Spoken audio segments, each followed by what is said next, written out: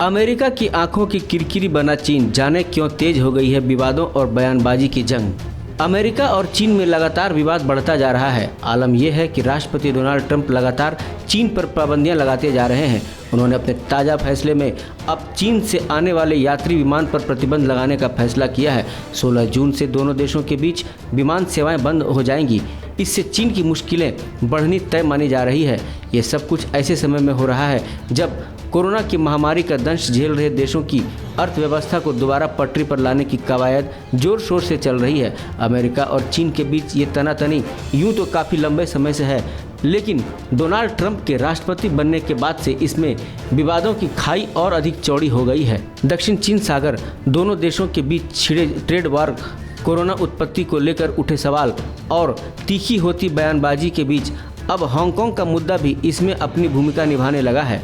ये सभी मुद्दे ऐसे हैं जो लगातार विवादों के कारण बने हुए हैं।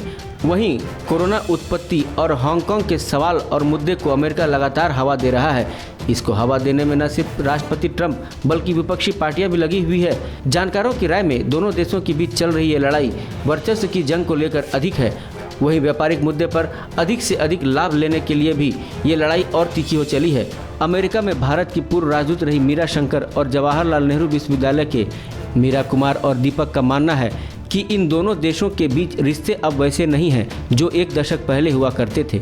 इसकी एक बड़ी वजह यह है कि अमेरिका को अब ये लगने लगा है कि चीन से व्यापार में उसको जो फ़ायदा होना चाहिए था वो उसको नहीं मिल रहा है। प्रोफेसर दीपक के मुताबिक चीन लगातार अमेरिका से होने वाले व्यापार में फ़ायदा उठा रहा है। उसको समझौते के तहत कई तरह की छूट मिली हुई है। अमेरिका चाहता है कि उसको भी वही छूट मिलनी चाहिए जो वो चीन को देता है। इस पर चीन तैयार नहीं है। उनकी निगाह में ये ट्रेड वार काफ़ी लंबे समय से चल रहा है और आगे भी इसके लंबा चलने की उम्मीद है। वहीं इस मुद्दे पर मीरा का रुख भी यही कहता है। उनके मुताबिक अमेरिकी राजनीतिक गलियारे में ये बात अब आम हो गई है कि चीन को जो अहमियत देनी चाहिए थी वो अमेरिका ने नहीं दी है, लेकिन बदले में उसको कुछ नहीं मिला है। ऐसे में वहाँ पर सत्ता पक्ष और विपक्ष दोनों ही इस बात को मानने लगे हैं कि चीन की इस अहमियत को कम करने की ज़रूरत है।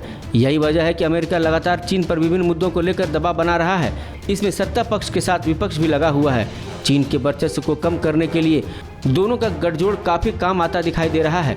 मीरा की माने तो कोरोना मुद्दे अमेरिका चीन को लेकर काफ़ी आक्रामक है। चीन को लेकर पहले भी अमेरिका ने कई प्रतिबंध लगाए हैं।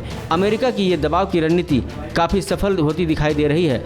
मीरा और दीपक दोनों ही इस बात पर सहमत हैं। आने वाले समय में इन दोनों के बीच की ये लड़ाई और तेज होगी।